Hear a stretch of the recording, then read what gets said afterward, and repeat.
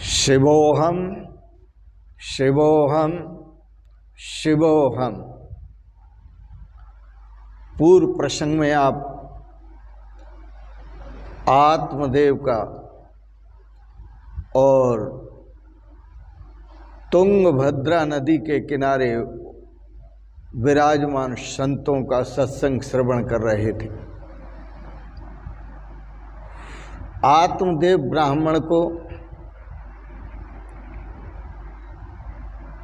आत्मदेव ब्राह्मण की कथा प्रारंभ करने से पहले आओ भगवान का ध्यान करते हैं, गुरुदेव का ध्यान करते हैं। ओम वंदे बोधमयम नित्यम गुरुम शंकर रूपिणम इमाश्रितो हि वक्रोपि चंद्र सर्वत्र वंद्यते। ओम सच्चिदानंद रूपाय विश्वोत्पत्त्यादि हेतवे तापत्रय विनाशाय श्री कृष्णाय वयं नमः। श्री कृष्णाय वयं नमः। संतों ने कहा, हे ब्राह्मण देवता, उद्धरेद आत्मना आत्मानम न आत्मानम अवसादयेत। स्वयं अपने द्वारा ही आप अपना उद्धार करो। आप जो कहते हैं कि जब तक पुत्र नहीं होता तो पिंडदान नहीं होता, माता पिता पितृ आदिकों का उद्धार नहीं होता।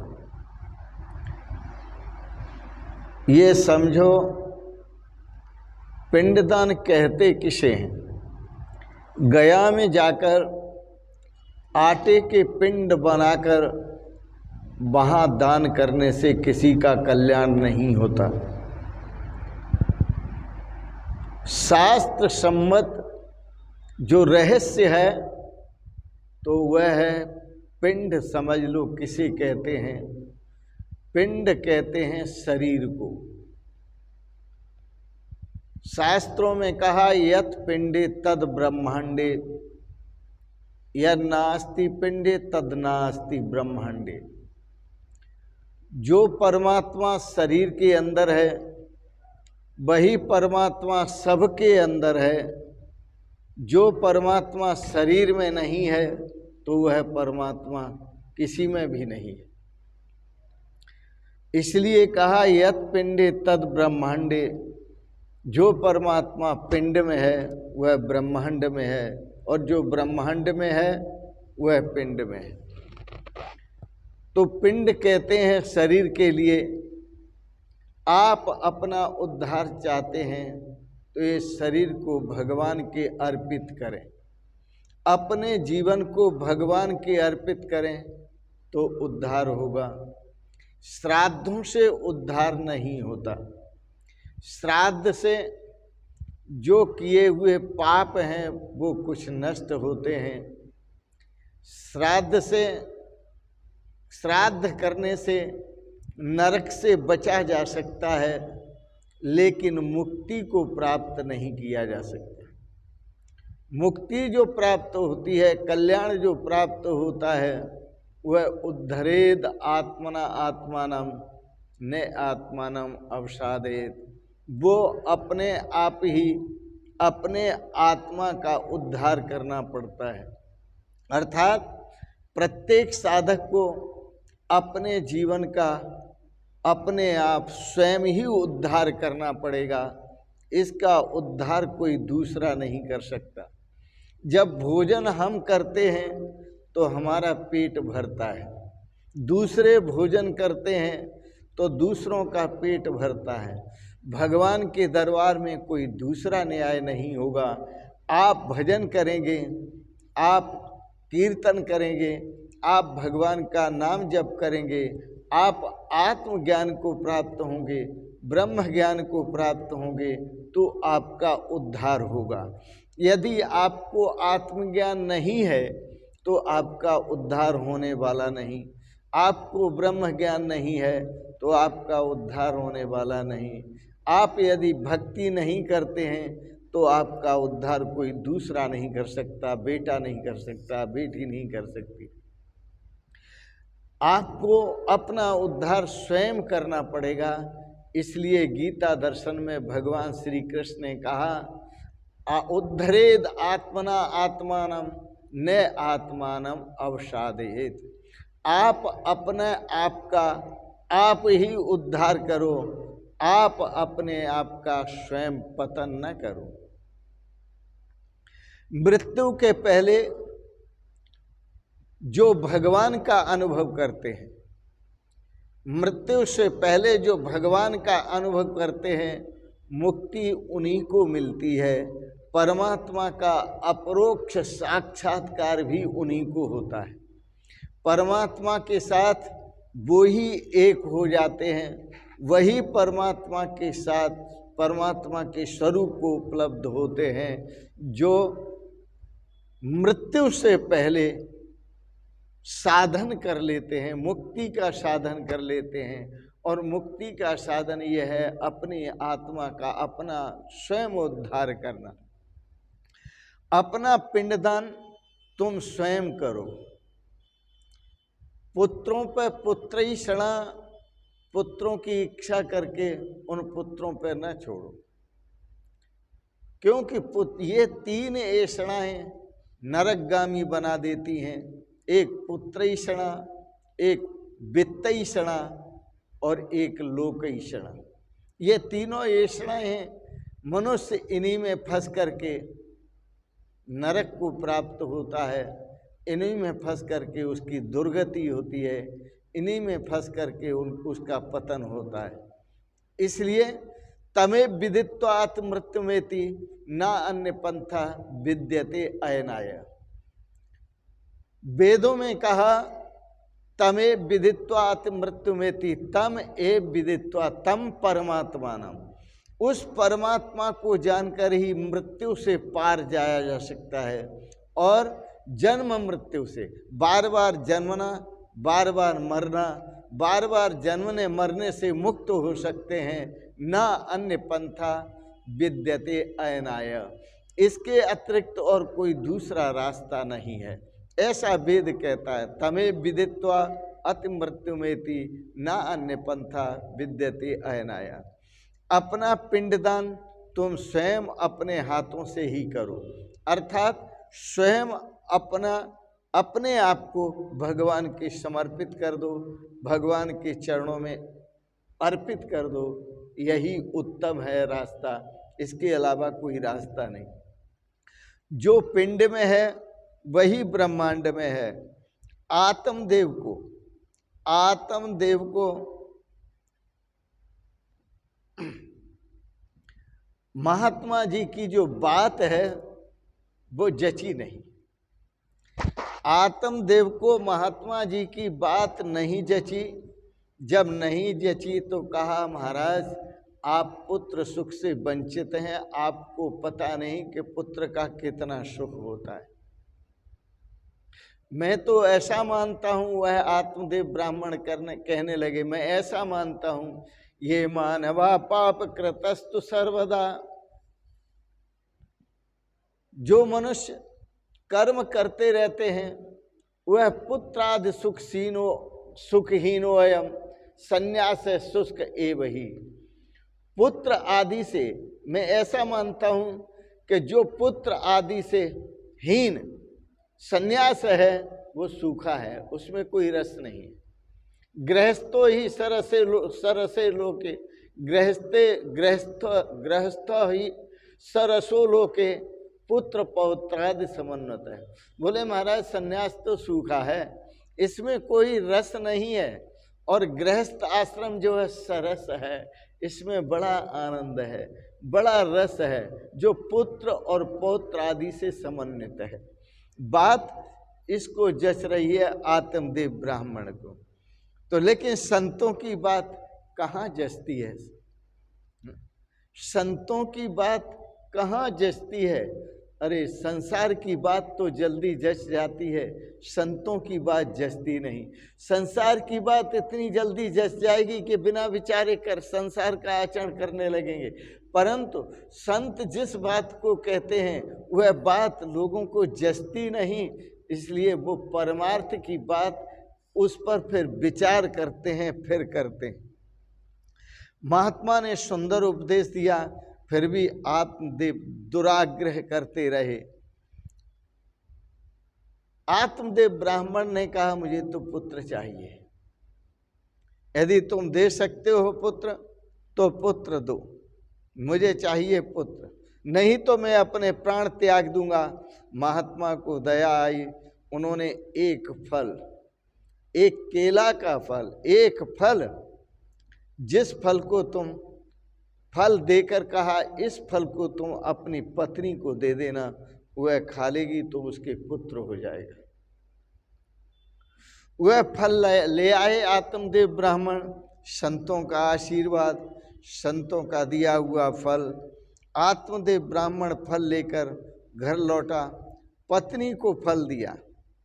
पत्नी धुंधली थी, धुंधली का मतलब होता है तर्क कुतर्क करने वाली बुद्धि। जो संतों की बातों में तर्क करती है, वितर्क करती है, वह बुद्धि धुंधली बुद्धि है, वह बुद्धि मलिन बुद्धि है।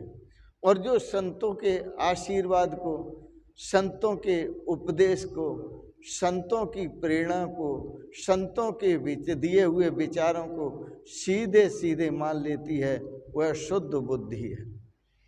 पत्नी को दिया तो वह धुंधली जो थी वह सोचने लगी, विचार करने लगी, मैं यदि इस फल को खाऊंगी तो गर्भवती हो जाऊंगी, मुझे काफ़ी दर्द होगा, बच्चे को जन्म देने में मुझे बहुत पीड़ा सहन करनी पड़ेगी, इसलिए मैं ऐसा करती हूँ कि गर्भवती मैं नहीं होना चाहती, इसलिए ये फल अपनी बहन को दे देती। उसने वह फल मंगाया और अपनी बहन को बुलाया और वह फल अपनी बहन को दे दिया। जब बहन को दे दिया वह फल, तो उस फल से बहन के यहाँ गोकर्ण उत्पन्न हुआ, और जो फल उसने अपनी बहन को दे दिया उससे गोकर्ण उत्पन्न हुआ, और उसने क्या किया कि गर्भवती होने का नाटक कर लिया। जब गर्भवती होने का नाटक किया, ढोंग रचा, तो उस ढोंग से धुंधुकारी उत्पन्न हुआ। तो ये दो पुत्र होते हैं, एक धुंधुकारी और एक गोकर्ण। गोकर्ण ये संतों का दिया हुआ प्रसाद है, और धुंधुकारी ये मलिन बुद्धि का प्रसाद है। गोकर्ण संतों का दिया हुआ सद्बुद्धि का प्रसाद है, और धुंधुकारी यह मलिन बुद्धि का दिया हुआ धुंधुकारी मलिन प्रसाद है। इस प्रकार वह उसके दो पुत्र हुए। अब दोनों पुत्रों का जीवन, एक पुत्र तो अंधाधुंध है जो संसार को भोगना चाहता है, दूसरा पुत्र वन में चला जाता है जो भगवान की भक्ति करता है, भगवान के श्रेय को प्राप्त करता है और अपने जीवन का उद्धार करता है। तो गोकर्ण 36 वर्षों के लिए वन में चले गए और जाकर भगवान की तपस्या करते हैं, भगवान का जप करते हैं, भगवान का तप करते हैं और भगवान का नाम स्मरण करते हैं, भगवान का ध्यान करते हैं, भगवान की भक्ति करते हैं, अपने स्वरूप का ज्ञान करते हैं और सत्कर्म करते हैं, वैराग्य प्राप्त करते हैं, त्याग करते हैं, घर का त्याग कर दिया। वो वन को चले गए तो वन में जाकर भक्ति की और उन्होंने अपना उद्धार किया।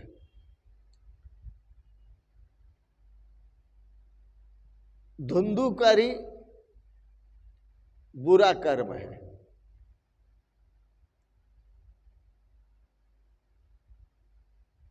और वह जो फल था वह गाय को खिलाया गया, ऐसा भी कहते हैं, कथा में आता है। तो उससे दूसरा पुत्र उत्पन्न हुआ जो भगवान का भक्त था। उसने वह फल गाय को खिला दिया।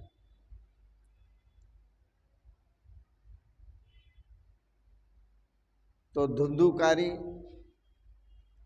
और दूसरा पुत्र उत्पन्न हुआ। आत्मदेव के 2 पुत्र थे, एक विवेकी बना, एक ज्ञानी बना और दूसरा अज्ञानी बना।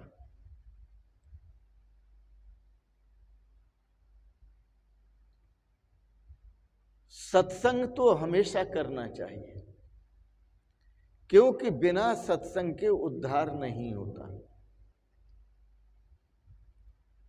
संतों की बात जीवन में धारना चाहिए। श्रीमद् भागवत की कथा के 3 प्रकार हैं, आध्यात्मिक, आधि दैविक और आधि भौतिक।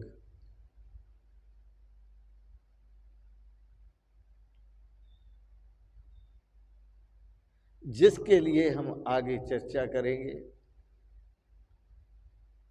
और उस चर्चा में मानव के उद्धार की बात किस तरह हो सकता है, कौन कर सकता है,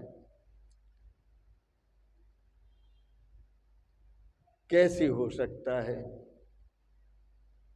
ये चर्चा अगले प्रसंगों में करेंगे।